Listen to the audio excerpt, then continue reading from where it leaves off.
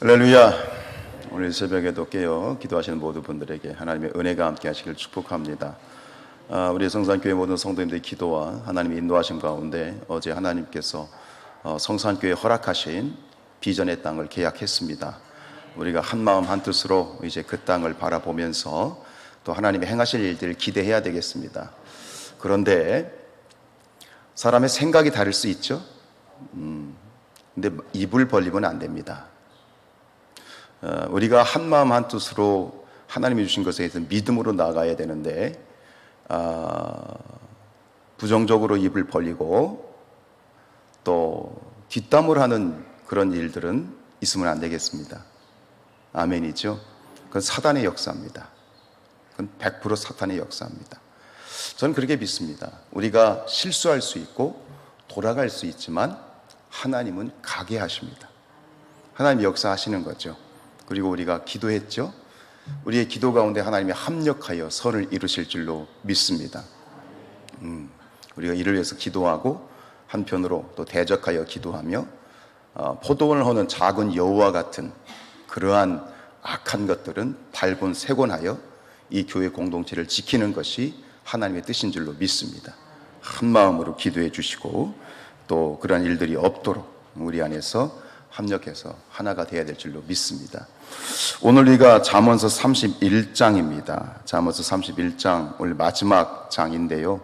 말씀을 드렸던 것처럼 잠언서 이 30장과 31장 후반부 마지막 장은 이제 개인적인 관계 안에서 주어진 훈계와 훈화입니다. 그래서 어제는 누구였죠? 아굴, 그죠? 아굴이 이제 우갈과 이디엘에게 개인적으로 준 자문이었다면 오늘 이 잠언서 마지막 31장은 누구죠? 르무엘 왕의 어머니가 아들 르무엘 왕에게, 일반적인 그런 사람도 아니고 왕에게 이제 주는 그 개인적인 자문인데요. 여기 보면 1절에 보면 르무엘 왕이 말씀한 바 곧 그의 어머니가 그를 훈계한 자문인데 사실은 이게 자문이 여러분 밑에 주석을 보세요. 성경에 뭐라고 돼 있어요? 경고라고 돼 있죠. 그러니까 어떤 교훈적인 측면보다는 오히려 경고성 이야기입니다. 굉장히 아주 아들에게 사랑하는 마음으로 경고를 하고 있지요. 그러면서 이제 1절로 이 두 부분으로 나뉘는데 1절로 9절은 이 전반부는 이제 왕으로서 경계해야 될 것들 두 가지를 얘기해요. 뭘 조심해라?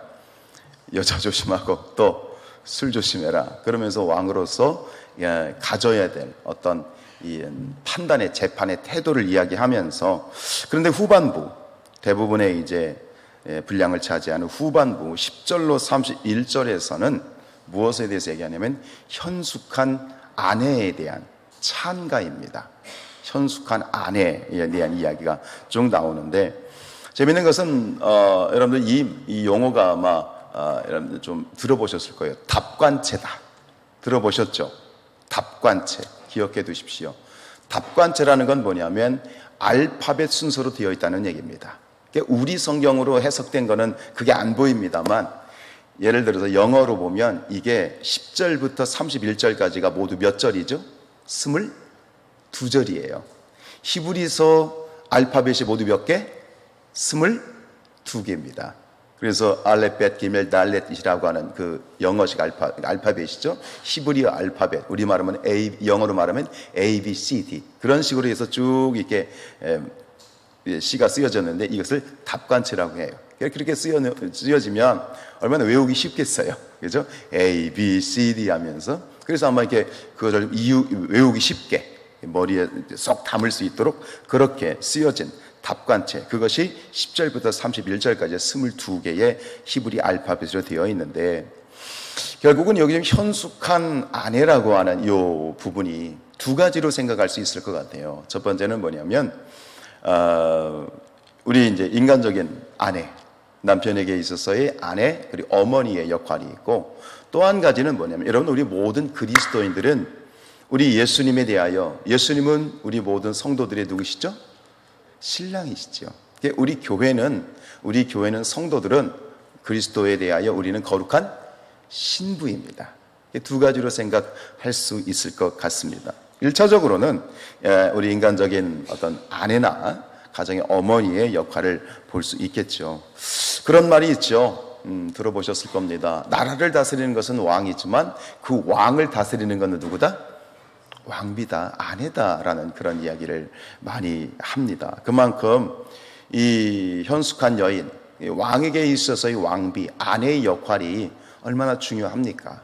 그렇다면 마찬가지로 모든 우리 가정의 남편들에게 아내의 역할은 그리고 또 어머니의 역할은 너무너무 중요하죠. 태초에 하나님께서 이 세상을 창조하실 때 남자와 여자를 창조하셨고 인격적으로 두 존재를 동등하게 지으셨고 둘이 연합하여 한 몸을 이루고 그리고 그것을 하나님께서 만드신 이후에 창설하신 가정은 모든 인간 관계의 출발점이에요. 우리가 사회생활을 하고 또 이 땅 가운데 생활할 때 가정이라고 하는 것은 모든 삶에 있어서의 출발점이고 바탕인 것이죠. 그래서 우리 옛 조상들도 그런 말씀하셨잖아요. 가와 만사성이다. 가정이 평안하면 모든 일들은 잘 된다는 얘기죠. 이것도 성경적인 지혜입니다. 그렇죠?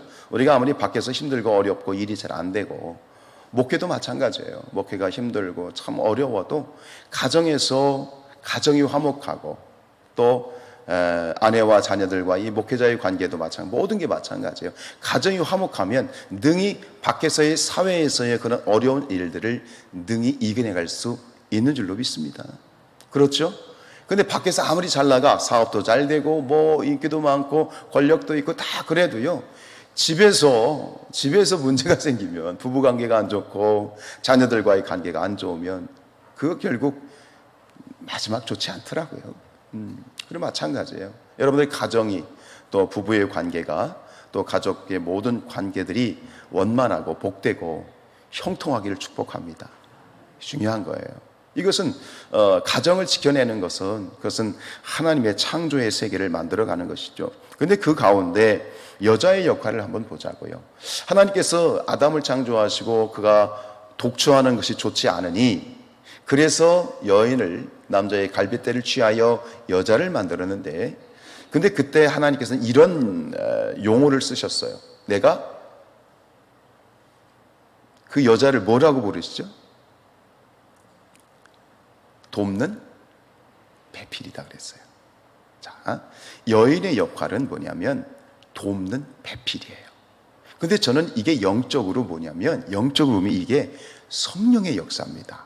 성령의 사역이에요. 여러분 성령을 우리가 뭐라고 불러요? 성령의 그 별명이 하나 있죠. 세자로 되어 있죠. 보자로 시작해서 사자로 끝나. 뭐예요? 보혜사예요. 보혜사의 뜻이 뭐예요?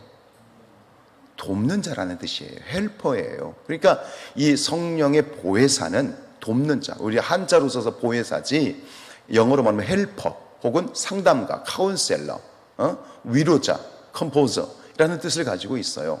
그러니까 이 가정에서의 성령의 역할은 뭐냐면 이게 삼위일체 하나님과 똑같다니까요. 성부, 성자, 성령인 것처럼 이것이 가정 안에서의 삼위일체는 남편과 아버지는 성부의 역할이라면 자녀들은 성자의 역할이겠죠. 그러면 아내는 뭐예요? 성령의 역할을 하더라고요. 이게 뭐냐면 돕는 자예요. 돕는 배필로 하와를 보내신 거죠. 만드신 거죠. 마찬가지로 여인의 역할이라고 하는 것, 그 중요성은 뭐냐? 바로 이 삼위일체, 신학적인 삼위일체 관계 안에서 돕는 자. 그래, 그런 어떤 돕는 사람을 잘 만나면 어때요? 뭘 하든지 힘이 나잖아요. 그죠? 밖에서도 우리가 사업을 할 때도 일을 할 때도 목회도 마찬가지예요. 옆에서 응원해주고 도와주고 힘을 실어주는 사람이 하나만 있어도요 목회가 신바람이 납니다. 근데 옆에서 갈구고 딴짓하고 뒷담하고 그러면은 참 힘들거든요. 모든 게 마찬가지예요. 가정도 마찬가지예요. 여러분 서로를 지지해주는 그런 부부관계가 되시길 축복합니다. 뭐 나이가 들고 또 생활하다 보면 서로 마음에 안 드는 것도 있고 뭐 그런 거 흠도 많이 보고 하지만 그러나 중요한 것은 지지해주고 인정해주고 뭐 다 마음에 들어서 지지해 주나요? 그런 관계가 어디 있어요? 누구도 그런 관계는 없어요. 그러나 현명하다는 건, 현숙하다는 건 뭐냐면 지지해 주는 거예요. 일단 지지해 주고 인정해 주고 박수 쳐 주고, 그리고 힘들 때, 정말 안 될 때 그때 따끔하게 훈계도 할 수 있는, 따끔하게 뭔가를 조언도 할 수 있는 그런 관계, 그런 관계가 바로 그런 역할을 하는 것이 여기서 말하는 여인의 그런 역할이겠죠. 르무엘은 누굴까요? 르무엘, 생소한 이름이죠. 이게 르무엘, 레무엘이라고 부르는데 이 뜻은 뭐냐면 하나님께 속한, 혹은 하나님과 함께 하는 이라는 뜻입니다. 과연 르무엘은 누굴까? 유대인들의 전승과 학자들은 이 르무엘이 바로 누구라고 말할까요? 맞춰보세요. 누구라고 말할까요? 잠언하면 누구예요? 솔로몬이에요. 그래서 이게 뭐 정확한 어떤 건 아니지만 전승, 유대 전승과 학자들은 말하기를 이 르무엘 왕이잖아요. 또 왕이다 보니 여러 가지 측면에서 봤을 때 아마 솔로몬일 것이다. 그리고 솔로몬이 집에서 어머니나 좀 친근한 사람들이 불러도 애칭, 그것이 르무엘, 레무엘이었을 것이다. 그 뜻이 얼마나 좋아요. 하나님께 속한, 하나님과 함께하는. 그렇다면 이 솔로몬에게 지금 이 마지막 31장의 잠언을 주고 있는 그 어머니는 결국 누굽니까? 밧세바가 되는 거죠. 또 그렇게 이야기를 할 수 있을 것 같습니다. 그런데 앞에서 말씀드린 것처럼 요 잠언은 경고라고 그랬습니다. 경고입니다. 결국은 이 경고라고 했을 때 이게 참 맞아 돌아가는 건 뭐냐면, 솔로몬이 말이죠, 이러한 그 현숙한 여인, 현숙한 아내가 있었습니까? 없었습니까? 솔로몬의 마지막의 삶이 사실은 하나님 앞에 크게 범죄함으로 끝이 납니다. 열왕기 상 11장에 보면 참 대단하죠. 이 사람이 왕이, 후궁이 700명이었고 그 다음에 첩이 300명이었어. 1000명이었어. 참 대단하죠. 후궁이 700명이고 첩이 300명이었는데, 근데 열왕기상 11장 3절에 보면 이렇게 말씀하세요. 그의 여인들이 왕의 마음을 돌아서게 하였더라. 그 많은 여인들이, 1000명의 여인들이 솔로몬이 나이가 많을 때에 그의 여인들이 그의 마음을 돌려서 다른 신들을 따르게 하였으므로 왕의 마음이 그의 아버지 다윗의 마음과 같이 아니하여 그의 하나님 여호와 앞에 온전하지 못하였다. 결국은 솔로몬이 그렇게 지혜의 왕임에도 불구하고 마지막 말년에 안 좋게 끝난 것은 누구 때문에? 그 많은 여인들 때문에. 그러니까 뭐 후궁이든 첩이든 1000명이 있었는데 그 1000명 중에 지금 이 어머니가 경고하고 있는 현숙한 여인은 1도 없었다. 이게 참 아이러니한 그런 이야기입니다. 오늘